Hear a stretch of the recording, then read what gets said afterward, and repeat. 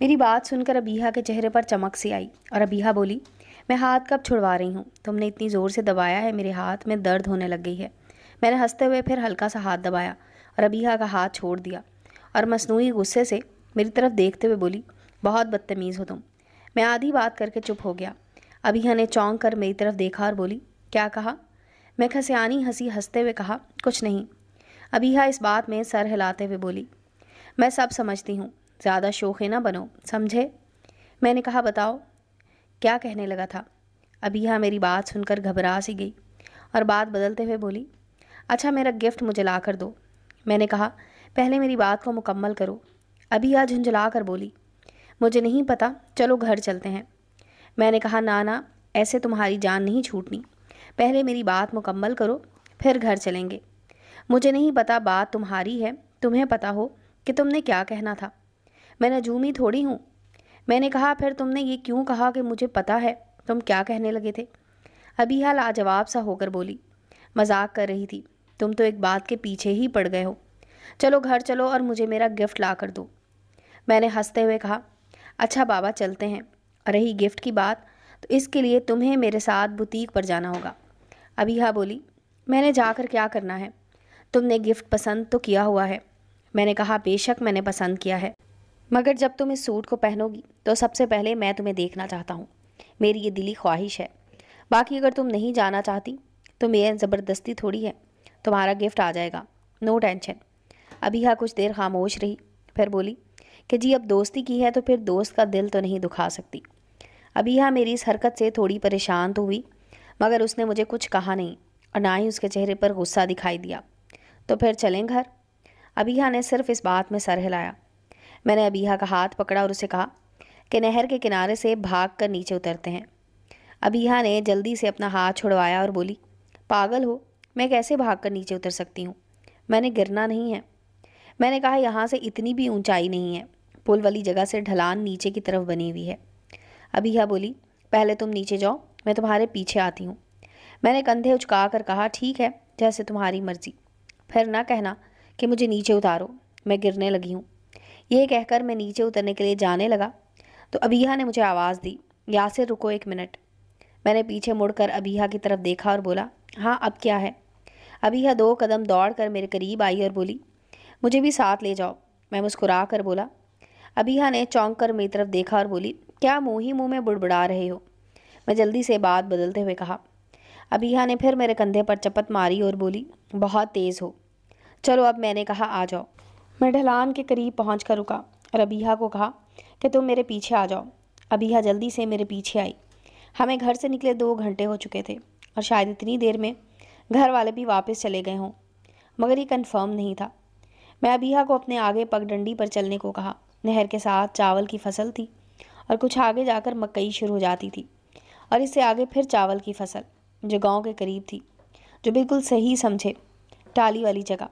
अबीहा मेरे आगे आगे पगडंडी पर बड़ा संभल संभल कर चल रही थी, जबकि ऐसे कोई खतरे वाली बात भी नहीं थी, क्योंकि पगडंडी काफ़ी चौड़ी थी और गुजरने वालों की वजह से रास्ता भी हमवार था। मगर अबीहा की चाल और उसका अंदाज उसके नखरों की गवाही दे रहा था और साथ साथ में अबीहा को चावल की फसल के बारे में तफसील से बता रहा था कि इसको कैसे बोते हैं, कैसे ये पकती है, कितने अरसे बाद इसको कैसे काटते हैं और फिर कैसे इसे चावल निकलते हैं। बातों के दौरान ही हम मकई की फसल में दाखिल हुए तो अबीहा मकई के पौधों पर लगे सिट्टे देखकर बहुत खुश हुई और बोली, यासिर मुझे सिट्टे तोड़ने हैं। मैंने उसकी बात सुनकर कहा, यहाँ से नहीं, आगे चलकर तोड़ते हैं। अबीहा ने अच्छा किया और मेरे आगे आगे चलती रही। चावल की फसल के बाद मेरा लेक्चर मकई की फसल पर शुरू हो गया। अभी मेरा लेक्चर आधा ही हुआ था कि हम खाले पर पहुँच गए। अबीहा मकई के दरमियान चलते हुए बड़ी खुश हो रही थी। चलते हुए मकई के पत्तों को बार बार छेड़ रही थी और तोड़ रही थी। खाले पर पहुंचकर मैं अबीहा को दरख्तों की तरफ चलने का कहा। अबीहा खाले के किनारे पर चलने से डर रही थी। मैंने उसकी घबराहट देखकर उसे किनारे से नीचे उतरकर साथ बनी हुई छोटी सी पगडंडी पर चलने का कहा, तो अबीहा खाले से नीचे उतरकर पगडंडी पर चलने लगी। मैं भी उसके पीछे पीछे चल रहा था। मैंने अबीहा को घास की तरफ जाने का कहा। अभी अबीहा इस तरफ जाने ही लगी थी कि अचानक मेरा ध्यान घास के नीचे खड़े पानी पर गया, तो मेरे मुंह से बेख्तियार निकला, अबीहा रुको। میرے یوں اونچی بولنے کی وجہ سے ابیہ نے گھبرا کر جلدی سے اپنا پاؤں واپس کھینچا اور میری طرف سوالیہ نظروں سے دیکھتے ہوئے بولی، اب کیا ہے؟ میں نے کہا، یار ادھر تو کافی پانی کھڑا ہے، تمہارے پاؤں گیلے ہو جائیں گے اور جوتا بھی۔ ابیہ نے میری بات سن کر گھاس کے نیچے کھڑے پانی کو غور سے دیکھا تو اپنے ماتھے پر ہاتھ مار کر بولی، اوہو شکر ہے بچ گئی، نہیں تو میرا جوتا دھنس جانا تھا۔ میں نے کہا، تم ادھر رکو، میں چھلیاں توڑ کر لاتا ہوں۔ ابیہ بولی، نہیں یار، میں نے اپنے ہاتھ سے توڑنی ہے۔ ابیہ کی بات سن کر مجھے مہری کی یاد آ گئی کہ وہ بھی اس دن اسی بات کی ضد کر رہی تھی۔ میں نے کہا، چلو پھر سیدھی ہی چلتی جاؤ، ہم پٹڑی کی طرف نکلیں گے، ادھر سے تم توڑ لینا۔ ابیہ کر کے سیدھی چلنے لگی، مگر جو ہوتا ہے بہتری کے لیے ہی ہوتا ہے۔ کچھ آگے جا کر مجھے سوکھی جگہ نظر آئی تو میں نے ابیہ کو کہا کہ ادھر سے توڑ لو چھلیاں۔ ابیہ جلدی سے کیاری میں گھسی اور 2-3 چھلیاں توڑ کر مجھے دکھاتے ہوئے بہت خوش ہونے لگ گئی، جیسے اس نے بہت بڑا کارنامہ سر انجام دے لیا ہو۔ چھلیاں توڑ کر ہم دونوں پھر آگے پیچھے چلتے ہوئے پٹڑی کی طرف نکل گئے، جدھر سے مہری میرے ساتھ مکئی میں داخل ہوئی تھی۔ ادھر ایک چھوٹی سی پگ ڈنڈی بنی تھی، جس سے گزر کر ہم پٹڑی کی جانب جا پہنچے، اور پھر پٹڑی کے اوپر چڑھنے کی بجائے ہم پٹڑی سے نیچے بنی کچی سڑک پر چلتے ہوئے گاؤں کی طرف جانب بڑھنے لگے۔ راستے میں ابیہ بار بار مجھے سٹے دکھا کر خوش ہو رہی تھی، اور میں اسے داد دے رہا تھا کہ بڑی بہادر ہو، اکٹھی 4 چھلیاں توڑ لیں۔ ایسے ہی ہم ہنسی مذاق کرتے گھر پہنچ گئے۔ ادھر جمعے کی اذان شروع ہو گئی تھی۔ گھر پہنچے تو سب گھر میں ہی موجود تھے۔ ہمیں دیکھ کر سبھی پوچھنے لگے کہ کدھر رہ گئے تھے۔ ان سب نے تو کیا ہم سے تفصیل پوچھنی تھی، الٹا ابیہ نے سب پر چڑھائی کر دی کہ صبر نہیں ہو سکتا تھا، ہمیں اکیلے چھوڑ کر خود گھومنے نکل گئے۔ میں ابیہ کی فنکاری کو دل ہی دل میں داد دیے بغیر نہ رہ سکا۔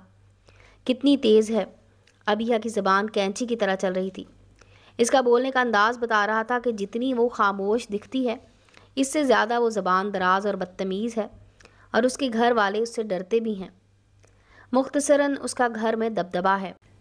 خیر، اس کی ماما نے اسے سمجھا بجھا کر رام کیا، اور ابیہ نے سب سے نظر بچا کر مجھے آنکھ بھی ماری کہ دیکھا میرا کمال، اور میں نے آنکھوں سے ہی اسے داد دی کہ واقعی کمال کر دیا۔ ابیہ آنٹی کے مسکے سننے کے باوجود پاؤں پٹکتی ہوئی کمرے میں چلی گئی۔ میں اسے کمرے میں جاتا ہوا دیکھ رہا تھا۔ میں نے اس بات میں سر ہلا کر اوکے کہا۔ اس کے ساتھ ہی سلمان میرے پاس آیا اور ناراضگی کا اظہار کرنے لگ گیا، یاسر بھائی آپ ہمارے ساتھ نہیں گئے، اتنا مزہ آیا وغیرہ وغیرہ۔ اتنے میں خالہ نے سلمان کو آواز دی کہ جاؤ، جمعے کا وقت ہو گیا ہے، جمعے کی تیاری کرو اور جا کر جمعہ پڑھ کے آؤ۔ سلمان برا سا منہ بنا کر بولا، مما میرے کپڑے نکال دیں، میں نہا کر جاتا ہوں۔ پھر سلمان مجھے کہنے لگا، چلو برادر تم بھی تیار ہو جاؤ، اکٹھے چلتے ہیں۔ میں نے کہا، تم پہلے نہا لو، میں بعد میں تیار ہوتا ہوں۔ میری بات سن کر سلمان واش روم کی طرف چل دیا، اور میں سب پر ایک نظر ڈال کر بھائی کے کمرے کی طرف چل دیا۔ میں بھائی کے کمرے میں سے ہوتے ہوئے ابیہ کے کمرے کے اٹیچ دروازے سے ابیہ کے کمرے میں داخل ہوا تو ابیہ مجھے دیکھتے ہی چارپائی سے جلدی سے اٹھی اور میری طرف بڑھی۔